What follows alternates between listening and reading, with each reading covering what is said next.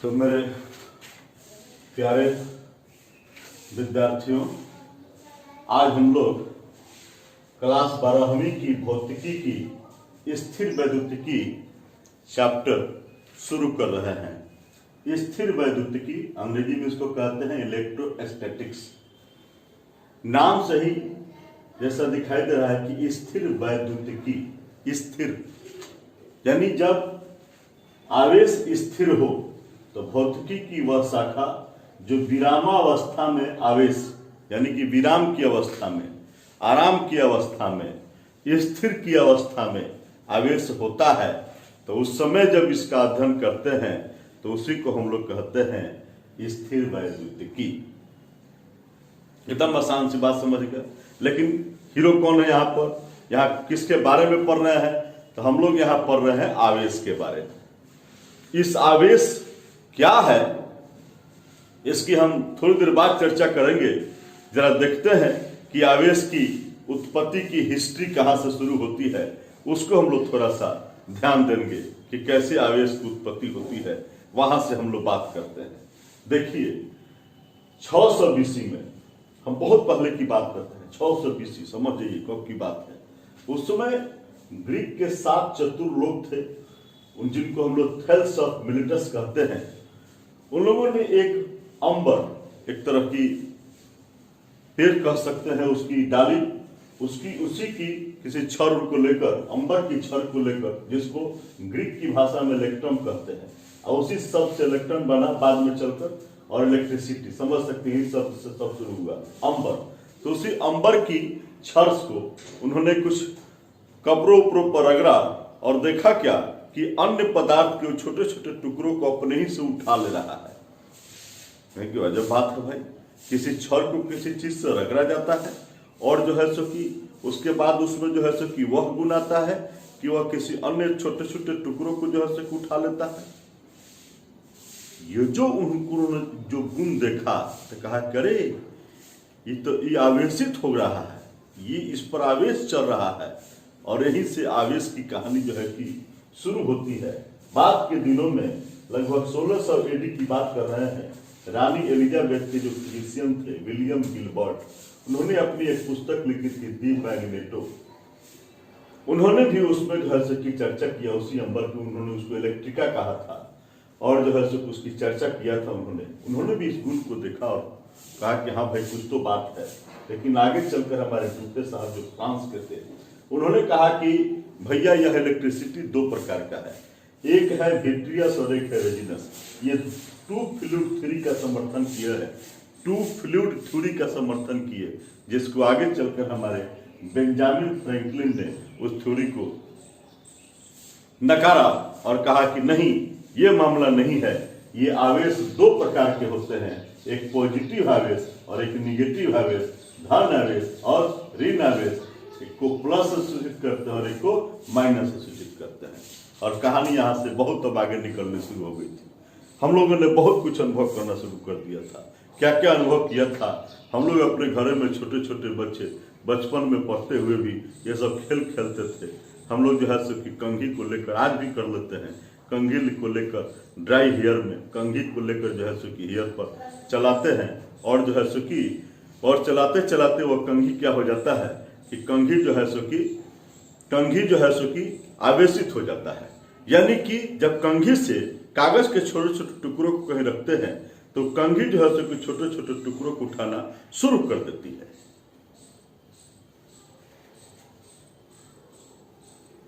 दिमाग तेज होगा, intelligent boy होगा, वो समझ सकता है कि छोटे छोटे टुकड़ों को जो कंघी जो उठा रहा है, कागज के टुकड़ों को, निश्चित रूप में उसमें कुछ नया गुण आ गया है, न्यू प्रॉपर्टी आ गई है, और उसी जो नया उसमें जो गुण आता है, हम कह सकते हैं कि मेरा कंघी जो है यह आवेशित हो चुका है। तो हमने बहुत सारे चीजों के साथ हम लोगों ने आगे चलकर देखा कि ग्लास का जो रड है कांच की, उसको सिल्क के कपड़े के साथ हमने रगड़ा, देखा कि ग्लास पॉजिटिव हो गया और सिल्क निगेटिव हो गया। ऐसा ही पर रुआ, चाहे ऊनी कपड़ा को लेते हैं और इबोनाइट या अंबर या रबर के रड से रगड़ते हैं, तो देखते हैं कि लोगों पर धन आवेश, सही लोगों पर ऋण आवेश चढ़ जाता है। वुलन क्लॉथ, वुलन कोट, ऊनी कोट जो हम लोग पहनते हैं और प्लास्टिक के जो है सो कि सीट पर कहीं बैठे हुए हैं और ऐसे ऐसे रगड़ रहे हैं, कुर्सिया को पीछे से रगड़ रहे हैं, ऐसे ऐसे सीट रगड़ रहे हैं, तो हमको दिखाई दे रहा है क्या कि थोड़ी देर के बाद वह उलन क्लॉथ क्या हो जाता है, उस पर नई नई चीजों को जो है सो कि छोटे छोटे टुकड़ों को अपनी ओर आकर्षित करने लगता है। ये भी आवर्षित हो जाता है, तो ये प्लस और ये माइनस। ऐसे ही उलन कारपेट कहीं पर एकदम ऊनी कारपेट बिछा हुआ है नीचे, और हम लोग जो है सो कि खूब बढ़िया अपना जूता जो है सो कि एकदम रबर के शूज उसमें जो उसके नीचे का लगा हुआ है रबर शूज, और उसको पहनते जाते हैं। तो जैसे ही उस पर रगड़ खाता है मेरा शूज, मेरा जूता जैसे ही रगड़ खाता है नीचे से, तो आवेशित हो जाता है। तो एक धन आवेशित होगा और इन आवेशित होगा। ऐसा ही नाइलॉन एसीटेट, नाइलॉन को या एसीटेट को क्लॉथ के साथ रगड़ते हैं, तो नाइलॉन या एसीटेट पर धन आवेश और क्लॉथ पर कपड़े पर जो है सो ग्रीन आवेश चढ़ जाता है। और हम लोग तो हेयर और जो है सो कि ये बाल, अपना बाल और जो है सो कि कंघी का खेल तो हम लोग अपने आंखों से देख लेते हैं। तो हेयर पर धन आवेश और कम पर जो है सो ग्रीन आवेश चढ़ जाता है। अब यहाँ पर खिस्सा होता है कि आखिर यह आवेश है क्या, हम इसी चीज को डिफाइन कर रहे हैं। जल्दी से इसको थोड़ा सा देखिए, थोड़ा सा आंख दौड़ाइए, हम आपको बताते हैं कि आवेश आखिर कहेंगे किसको। तो आवेश को जान ही लेंगे आज हम लोग। आवेश, मैंने कहा कि किसी भी पिंड की वह इंट्रिंसिक प्रॉपर्टी जिसके कारण वह अन्य पिंड को आकर्षित या विकर्षित करता है, वही उसका आवेश। लेकिन सर आपने कहा लेकिन यह गया नहीं। अरे छोटी सी बात है भैया, किस दुनिया में रहते हो, जिस दुनिया में रहते हो उसी दुनिया की मैं बात कहता हूं। मैं उस गुण को आप में खोजता हूं। वह कौन सा गुण है आप में, वह आपका आंतरिक कौन सा गुण है जिसके चलते आप किसी को लव करते हो या किसी को हेट करते हो। जिस गुण के कारण आप किसी को अट्रैक्ट करते हो, किसी के प्रति आकर्षित हो जाते हो या किसी के प्रति विकर्षित हो जाते हो, किसी के प्रति लव हो जाता है आपको या किसी के प्रति आपको हेट हो जाता है, वही जो आपका आंतरिक गुण है, वही जो आपका इंट्रिंसिक प्रॉपर्टी है, उसी चीज को हम फिजिक्स की भाषा में आवेश कहते हैं, चार्ज कहते हैं। क्लियर हो गया सर, एकदम क्लियर हो गया। लेकिन ये उत्पन्न कैसे होता है, कैसे हम किसी को लव करते हैं और किसी को हेट करते हैं, ये परिस्थिति कैसे उत्पन्न होती है, इसी चीज को हम लोग देखने जा रहे हैं और उसी चीज को समझने का प्रयास कर रहे हैं यहाँ पर। तो मैंने बताया कि जब दो चीजों को आप रगड़ते हो, मान लो कि कंघी है तुम्हारे पास, एक कंघी है और ये कंघी और जो है सो कि इधर तुम्हारा बाल है, ये बाल है, ठीक है, ये बाल गिरे हुए हैं आपके, ये बाल, ये कंघी से बाल को रगड़ते हो, कंघी को बाल से रगड़ते हो, तो ये कंघी का वर्क फंक्शन कम होता है। वो कंघी का वर्क फंक्शन कम होता है, इसका वर्क फंक्शन कम होता है, ठीक है।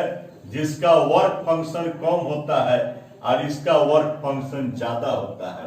कंघी का नहीं, बाल का वर्क फंक्शन कम होता है और कंघी का वर्क फंक्शन ज्यादा होता है, ठीक है।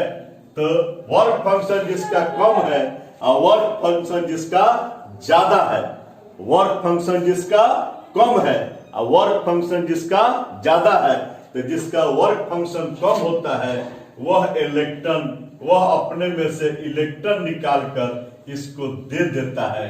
तो इलेक्ट्रॉन देने, दिल देने और दिल लेने की कहानी जो है, इसी को हम लोग कहते हैं। यहाँ पर जो खेल हुआ कि कौन धन आवेशित हो गया और कौन ऋण आवेशित हो गया, तो जिसका वर्क फंक्शन कम उसने इलेक्ट्रॉन दे दिया और जिसने दिया वह पॉजिटिव, जिसने दिया उस पर पॉजिटिव चार्ज, उस पर धन आवेश और जिसने लिया उस पर निगेटिव चार्ज, ठीक है ना। तो धन आवेश ये हो गया धन आवेश, और ये हो गया आपका ऋण आवेश। चीज को समझ गए तो बहुत बढ़िया से मैंने आपको बताया है। फिर से समझ लीजिए कि बाल में कंघी को रगड़ते हो, बाल का वर्क फंक्शन कम होता है और कंघी का वर्क फंक्शन ज्यादा होता है। जिसका वर्क फंक्शन कम होगा वह अपने में से इलेक्ट्रॉन निकाल देता है, और जिसका वर्क फंक्शन ज्यादा होता है वह इलेक्ट्रॉन ले लेता है। तो जो दिया, जिसने इलेक्ट्रॉन दिया, वह हो जाता है धन आवेश। हमेशा याद रखिएगा कि देने वाला हमेशा धनी और लेने वाला हमेशा ऋणी होता है। देने वाला धनी और लेने वाला ऋणी। तो देने वाला धनी तो धनी पर धन आवेश, और लेने वाला ऋणी और ऋणी पर ऋण आवेश होता है। तो इस तरह से हम आपको बताएं कि कैसे आवेश की उत्पत्ति होती है। और कहानी हमारी जिंदगी की है, जिंदगी से रिलेटेड है, ये जुड़ा हुआ है। उसी कहानी पर मैं आपको बता रहा हूँ, ये आवेश की कहानी। तो समझ सकते हैं जो फिल्म हम लोग पढ़ने जा रहे हैं, जो फिल्म पढ़ रहे हैं, उस फिल्म का नाम है लव एंड हेट। उस फिल्म का नाम है, आइए उस आवेश के गुण को देखते हैं कि आवेश का गुण क्या है। वो जो इंट्रिंसिक प्रॉपर्टी है आप में, उसका गुण क्या है, उसको जरा सा समझने का प्रयास करते हैं। यहाँ इस आवेश के गुण में चलते हैं। तो पहला आपको हम बता रहे हैं कि समान आवेश होंगे तो एक दूसरे को आकर्षित करते हैं, और असमान आवेश होंगे तो एक दूसरे को विकर्षित करते हैं। समान आवेश एक दूसरे को आकर्षित करते हैं और असमान एक दूसरे को विकर्षित करते हैं। ये क्या कह दिए सर? बहुत बढ़िया बात तो कहा मैंने आपसे कि समान आवेश यानी कि देखिए सर, यदि ये धन आवेश है, ये धन आवेश है। धन आवेश को अंग्रेजी में पॉजिटिव चार्ज और पॉजिटिव, तो दोनों पॉजिटिव, तो प से पॉजिटिव और प से पुरुष। तो दोनों यदि पुरुष होते हैं तो दोनों में सरपटता नहीं है। और ऐसा ही ये निगेटिव है, तो निगेटिव यानी कि स्त्री और स्त्री, इनमें भी पटता नहीं है सर, इनमें भी आपस में झूठा झूठी ही होता है। तो हमने जो बताया कि इसमें पुरुष और पुरुष के बीच विकर्षण, यानी दोनों समान थे, तो इनमें जो है सो कि विकर्षण, दोनों स्त्री थी, दोनों में विकर्षण, दोनों निगेटिव में विकर्षण, यानी समान आवेश में विकर्षण हो गया। लेकिन सर जब पॉजिटिव और निगेटिव होते एक सामने, तो उनमें सर आकर्षण होता है, उनमें आकर्षण होता है। दूसरा गुण है कि आवेश जो है ये बीजगणितीय रूप से योगशील होते हैं। बीजगणितीय रूप से योगशील होते हैं, इसका मतलब आप क्या कहते हैं सर? हमसे सुनिए, बीजगणित का योग तो आप लोग सुने होइएगा, कैसे प्लस या माइनस का आप जोड़ते हो। लेकिन अगर मुझसे जोड़ सुनिएगा तो ठीक से सुनिए मुझसे जोड़। दो पुरुष हैं और एक और पुरुष है, दोनों को जोड़ना हो तो हम सीधे कहेंगे कि 3 पुरुष हुआ। अगर 2 स्त्री है और एक पुरुष है, मुझसे कहेंगे जोड़ने के लिए, तो एक स्त्री ज्यादा बढ़ जाती है तो हम कहेंगे कि एक स्त्री हुआ। मेरा हिसाब समझ में आए तो समझिए। 2 स्त्री है, एक और स्त्री आ गई, कितनी स्त्रियां हो? तो 3 स्त्री हो गई। यानी सर प्लस या माइनस के हिसाब से जोड़ेंगे, उसी हिसाब से प्लस प्लस है जोड़ दिए, प्लस माइनस है उसी हिसाब से जोड़ दिए, प्लस माइनस माइनस है जोड़ दिए। समझ गए बीजगणितीय? इसी रूप से जो है सो कि ये आवेश योगशील होते हैं, बीजगणितीय रूप से। तीसरा गुण बताते हैं कि आवेश हमेशा संरक्षित होते हैं। जब भी यह शब्द है संरक्षित, जिसके लिए है, ऊर्जा संरक्षण हो, जो संरक्षण हो, तो जहां भी संरक्षित शब्द आ जाए हम समझ लेंगे कि वहां उसका मतलब है कि ना ही उसका निर्माण किया सकता है और ना ही उसका विनाश किया सकता है।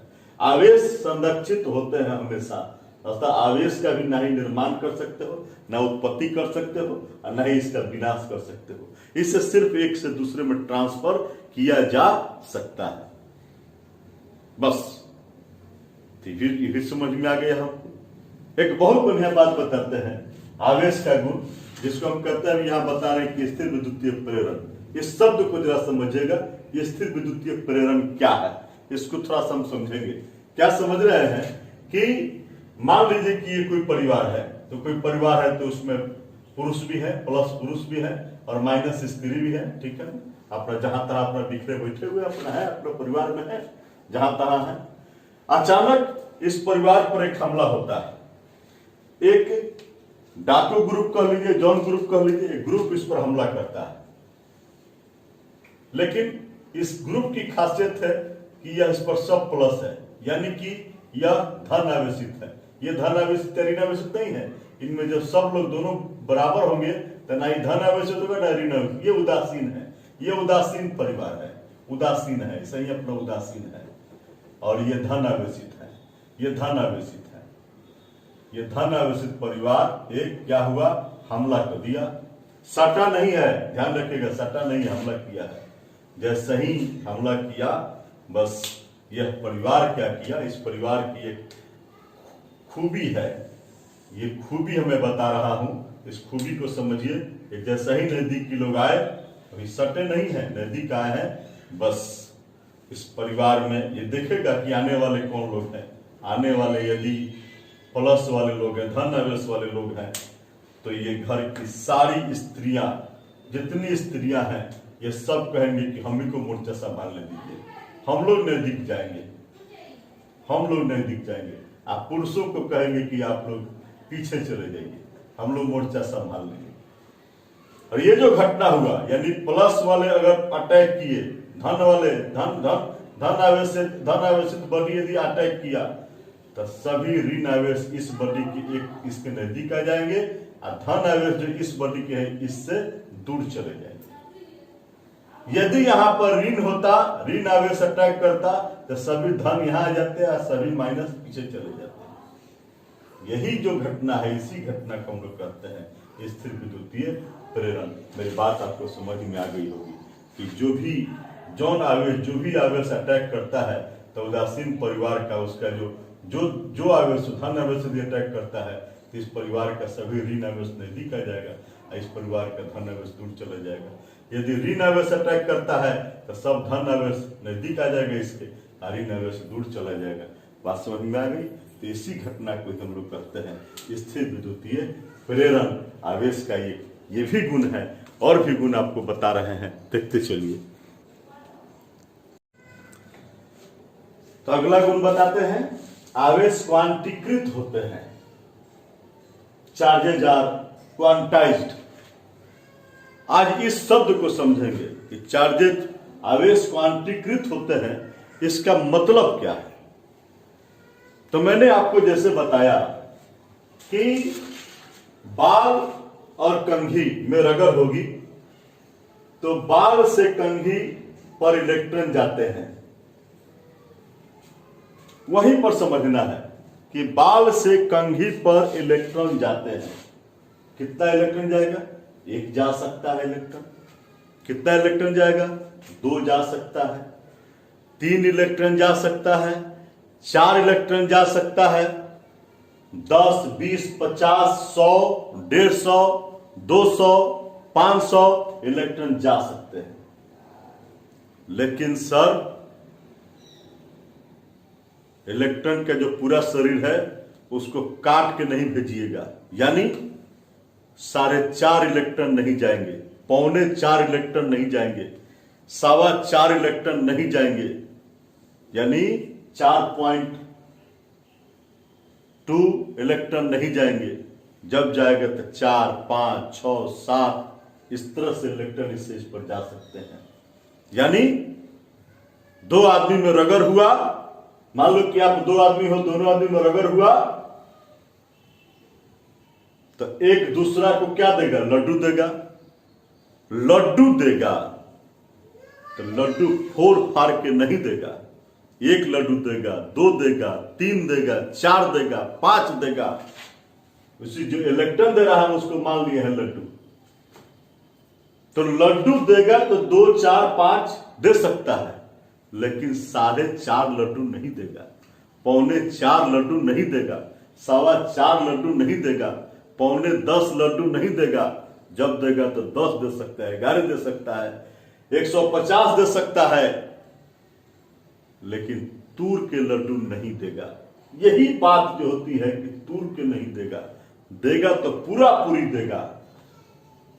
इसी बात को हम क्वांटीकरण कहते हैं कि देगा तो पूरा पूरी देगा, और इसी को हम लोग क्या कहते हैं, क्वांटीकरण कहते हैं। कि आवेश क्या होते हैं, क्वांटीकृत होते हैं, यानी एक इलेक्ट्रॉन पर एक इलेक्ट्रॉन दे सकते हैं, 2 दे सकते हैं, 4 10 दे सकते हैं, लेकिन आधा अधूरा नहीं देंगे। यही क्वांटीकरण कहलाता है। और एक बहुत बढ़िया बात बताते हैं आपको। मैंने लड्डू कहा, जिस चीज को लड्डू कहा, यहाँ इलेक्ट्रॉन शब्द लिए हैं और हम अपनी भाषा में उसको लड्डू कहें। लड्डू खाए? जी सर।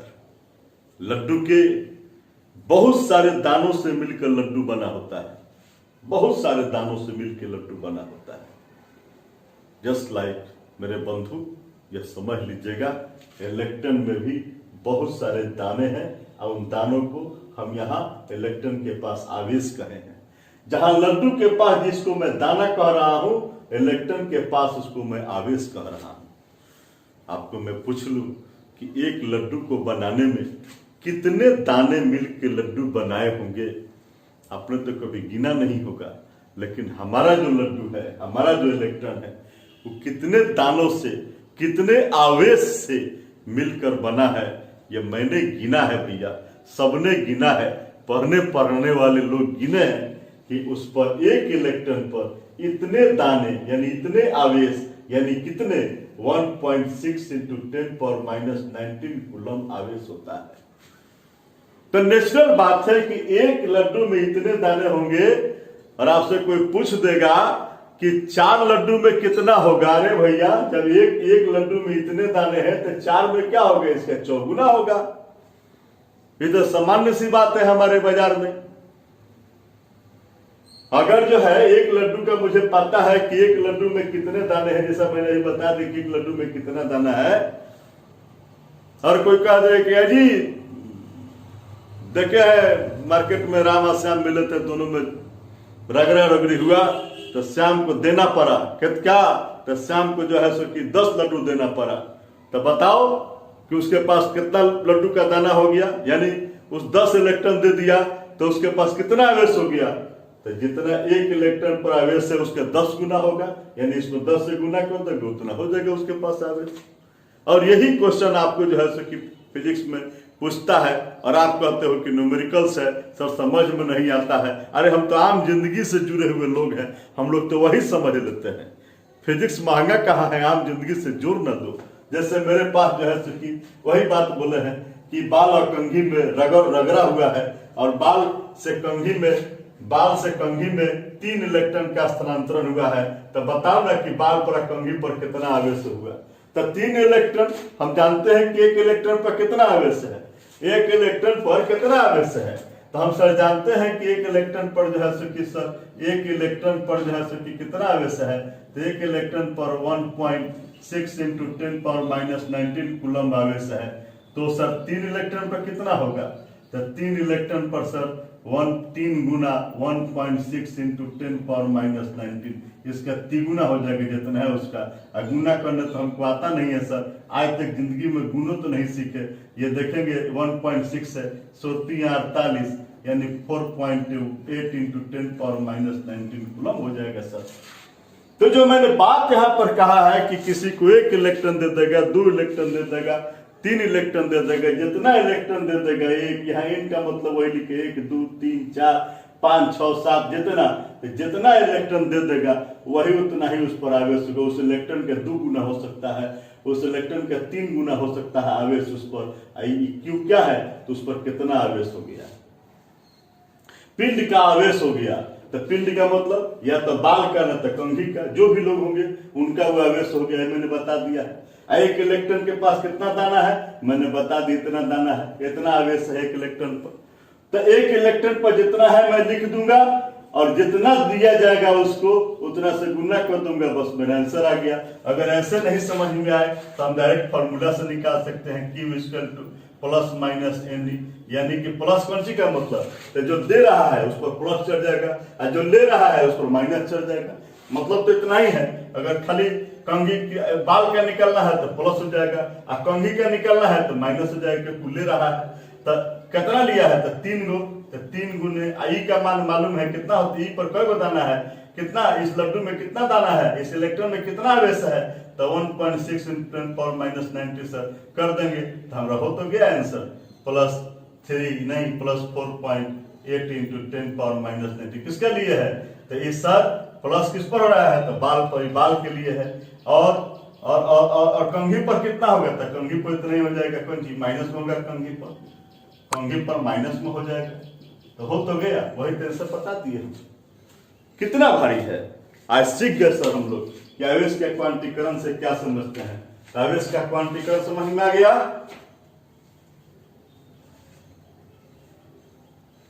एक क्वेश्चन और लेते हैं हम लोग, एक क्वेश्चन हम लोग के सामने और है, हम चाहे तो ले सकते हैं उसको, तो ले लेते हैं क्वेश्चन को कि यदि जो है ऐसा क्वेश्चन लेते हैं, देखते हैं थोड़ी सी अपना हम लोग का ये माथा काम कर रहा है कि नहीं। मैंने बताया कि कंघी और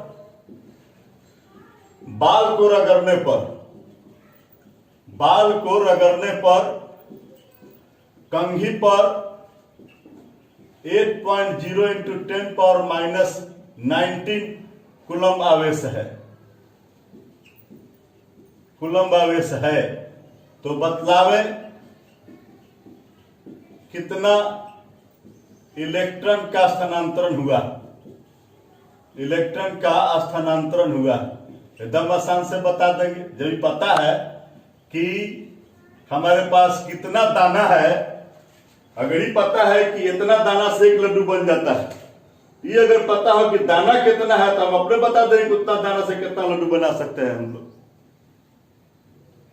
अगर हमको मालूम है कि 5 दाना से एक लड्डू बनता है और मेरे पास 20 दाना होगा तो कई गो लड्डू बनेगा, नेचुरली है कि 4 गो लड्डू बनेगा।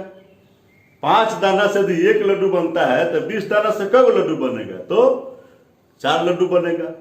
ठीक वैसा ही इतना दाना से एक इलेक्ट्रॉन, देख रहे हैं ना, इतना दाना है एक इलेक्ट्रॉन में, तो इतना दाना मिल गया, इतना कूलम्ब मिल गया, तो नेचुरली बात है कितना हो जाएगा एकदम आराम से। अगर नहीं बुझाता है तो यहाँ मालूम है क्यू का मान दिया हुआ है, क्यू बराबर प्लस माइनस क्यू बराबर दिया हुआ है, क्यू का मान मुझे मालूम है, क्यू प्लस माइनस एन दिया हुआ है ना, क्यू का मान दिया है कितना है 8 × 10⁻90, 8.0 है चाहे जो कह लो, और इधर जो है एन का मान निकालना है, नहीं निकालना है, कितना इलेक्ट्रॉन का मान मालूम है कितना, बस कर देंगे, ये कट जाएगा यहीं से, n = 8.0 × 10⁻19 बाई 1.6 × 10⁻19 कट गया। ये देखिए 16 यानी कि 5 इलेक्ट्रॉन का ट्रांसफर हुआ है। कितना इलेक्ट्रॉन का ट्रांसफर हुआ है, 5 इलेक्ट्रॉन का। मुझे ख्याल है कि आपको समझ में आया होगा मेरी बात, और फिर इसके बाद अगले एपिसोड में आपसे मिलते हैं, तब तक के लिए थैंक्स।